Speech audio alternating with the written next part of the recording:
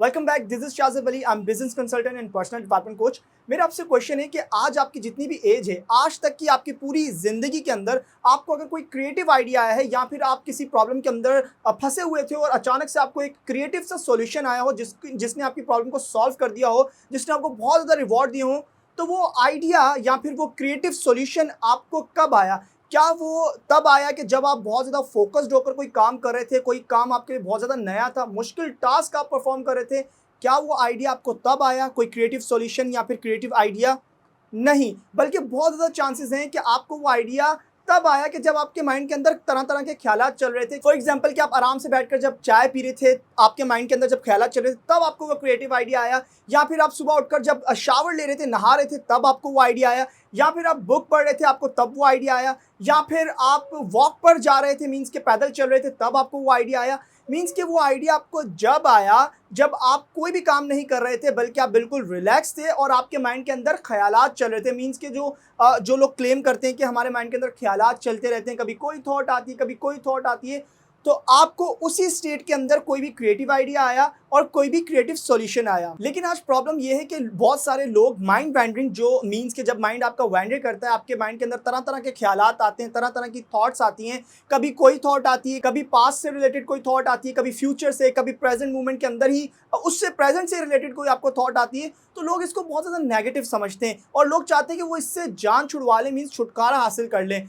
या फिर लोग ओवर थिंकिंग से बहुत ज़्यादा परेशान हैं और वो इस चीज़ को भी बहुत ज़्यादा बुरा समझते हैं कि ओवर थिंकिंग से कभी मतलब किसी भी तरीके से मेरी जान छूट जाए। लेकिन आई एश्योर यू कि आप इस वीडियो को पूरा एंड तक देखोगे और समझोगे तो आप खुद प्रे करोगे कि आपका माइंड ज़्यादा से ज़्यादा वैंडर भी करे और आप ज़्यादा से ज़्यादा ओवर थिंकिंग भी करो। अब ये कैसे होगा? ये आपको एक बेनिफिट तो आपको पता चल गया कि जब आपका माइंड वैंडर करता है, मीन्स कि आपको जब तरह तरह के ख्याल आते हैं, जब आपके माइंड के अंदर बार बार कोई ना कोई थॉट चल रही होती है, तभी आपको क्रिएटिव सॉल्यूशन आता है, तभी आपको क्रिएटिव आइडिया आता है। इसके अलावा और क्या क्या बेनिफिट्स हैं जब आपका माइंड वैंडर करता है, जब आपके माइंड के अंदर तरह तरह के ख्याल आते हैं? सबसे पहला बेनिफिट कि आपका माइंड क्या करता है, डॉट्स को कनेक्ट करता है। मीन्स कि जो पास्ट एक्सपीरियंस उसने सीखा होता है, जो मेमोरी के अंदर होता है, वो क्या करता है, उसको नए एक्सपीरियंसेस से मिलाता है और कुछ नया क्रिएट करके देता है। इसके अलावा वो आपकी फोकस करने की एनर्जी को चार्ज करता है। इसके अलावा वो चीज़ों को याद करने और आइडियाज़ को और एक्सपीरियंसेस को प्रोसेस करने के अंदर आपको बहुत ज़्यादा हेल्प करता है। इसके अलावा आप इसी स्टेट के अंदर फ्यूचर को अच्छे से प्लान कर पाते हो। मीन्स कि जब आप फोकस कर रहे होते हो, किसी भी काम के ऊपर फोकस्ड होते हो,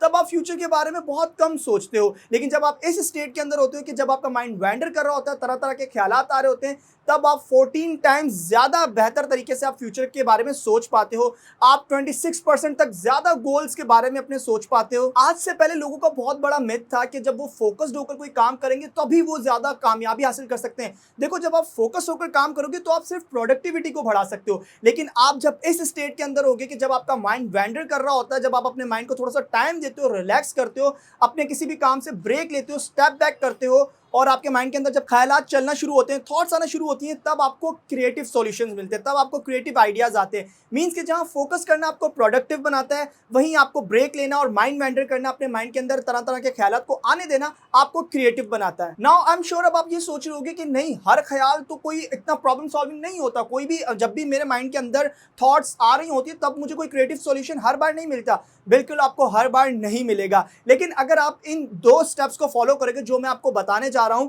फिर आपको जो भी आइडिया आएगा, मीन्स के जो भी थॉट्स आएंगी, वो आपके फायदे के लिए ही आएंगी और जो भी आपको आइडिया आएगा वो क्रिएटिव ही होगा। स्टेप नंबर 1 है ऑब्जर्वेशन मोड। आप क्या करोगे, जब इस वीडियो को आप एंड तक देख लोगे तो आपने क्या करना है कि आपने अपने मोबाइल को बंद करना है, उसको साइड पर रखना है। आपने एक चेयर के ऊपर आराम से, या चेयर के ऊपर या जमीन के ऊपर आपने आराम से बैठना है और अपने माइंड को वैंडर करने देना है और देखना है, सिर्फ नोट करना है कि आपके माइंड के अंदर कौन कौन सी थॉट्स आना शुरू हो रही हैं, किस तरह की थॉट्स आ रही हैं। तो आप नोटिस करोगे आपके माइंड के अंदर जो सबसे पहले थॉट्स आएंगी वो ये आएंगी कि हाँ यार, कल आपने कोई डॉक्यूमेंट सबमिट करवाना है, आपने अपने लैपटॉप को साफ करना है, आपने अपने कैमरा की बैटरी को चार्ज करना है, आपने अपने दोस्त को एक इंपॉर्टेंट मैसेज सेंड करना है, आपने अपने लिए एक अच्छा सा रिज्यूमे बनाना है ताकि आप अपनी नेक्स्ट जॉब के लिए अच्छे से प्रिपेयर हो पाओ और अपनी नेक्स्ट जॉब के लिए अप्लाई कर पाओ। या फिर आप इससे पहले कोई प्रोजेक्ट के ऊपर जो काम कर रहे थे, आपने उसको कंप्लीट करना है। या फिर आपको किसी ने कोई बात बोली थी, आपने उस बात को अच्छे से क्लियर नहीं किया, आपने उसको ये नहीं बता पाए कि यार मुझे इस बात का बुरा लगा है। मीन्स कि आपको आपका माइंड वो चीज़ें याद दिलाएगा जो आप भूल रहे हो, लेकिन आपको ये याद रखना पड़ेगा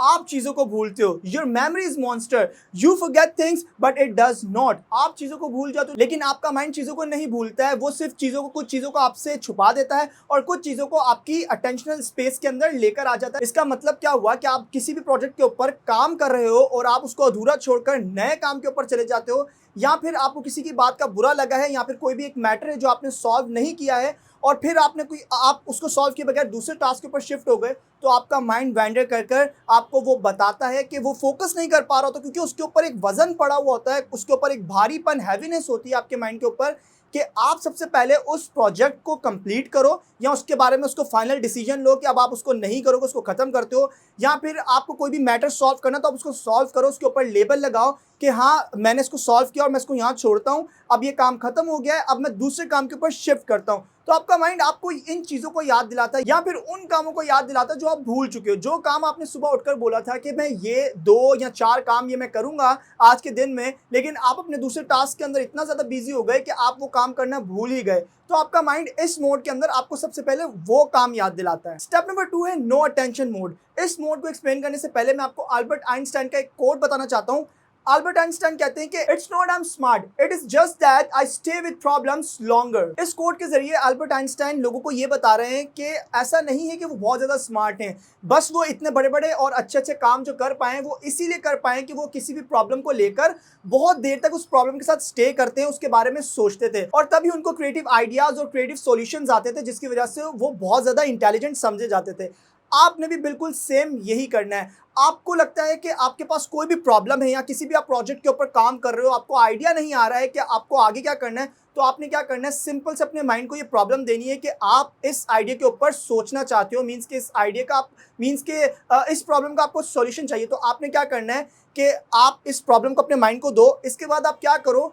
कि कोई भी काम मत करो, मीन्स के वो काम करो जो आपकी हैबिट है, जैसे कि वॉक करना, इसके ऊपर आपको ध्यान नहीं देना पड़ता, तो आप क्या करो, वॉक पर चले जाओ। 10-15 मिनट जब आप वॉक पर जाओगे और अपने माइंड को बिल्कुल आपने फ्री छोड़ देना, उसको वैंडर करने देना है, तो ये क्या करेगा, पुराने एक्सपीरियंसेस के साथ आपकी प्रॉब्लम को मैच करके देखेगा कि पुराने एक्सपीरियंसेस को मिलाकर वो आपकी प्रॉब्लम का कोई सॉल्यूशन दे सकता है। अगर ऐसा नहीं होगा तो वो क्या करेगा, जब आपकी नज़र जो है वो चीज़ों के ऊपर जाएगी वॉक करते हुए, तो वो क्या करेगा, फिर आपकी प्रॉब्लम को नए एक्सपीरियंसेस के साथ, जो सेंसरी एक्सपीरियंसेस होते हैं उसके साथ मैच करेगा, फिर वो आपको सॉल्यूशन देने की कोशिश करेगा। इसकी एग्जांपल मैं आपको देता हूं कि ये जो आप ग्लू स्टिक देखते हो, ये ग्लू स्टिक जो मींस लिपस्टिक की शेप के अंदर होती है कि आप उसको थोड़ा सा राउंड राउंड ऐसे घुमाते हो तो ग्लू बाहर आ जाती है। ये आइडिया एक आदमी को कैसे आया कि जब वो प्लेन के अंदर सफ़र कर रहा था, तो उसने देखा कि बराबर में उसके जो एक लेडी बैठी थी, उसने थोड़ी देर के बाद क्या किया कि अपने पर्स के अंदर से लिपस्टिक निकाली और लिपस्टिक लगाना शुरू कर दी। तो वहाँ पर उसको ये आइडिया आया कि हम जिस प्रॉब्लम के ऊपर